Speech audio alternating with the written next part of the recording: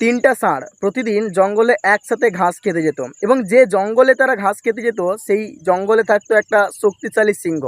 প্রতিদিন যাওয়ার ফলে এই সিংহটার নজরে আসে এই তিনটা ষাঁড়। ষাঁড়গুলো দেখতে অনেকটা বলিষ্ঠ ছিল এবং তাদেরকে দেখে সিংহের মনে একটা লোভ জন্মায় তাদের মাংস খাওয়ার জন্য। কিন্তু একা সিংহ যুদ্ধ করে তাদের সাথে পেরে উঠবে না, কারণ তিনটা ষাঁড়ই ছিল বলিষ্ঠ, হৃষ্টপুষ্ট।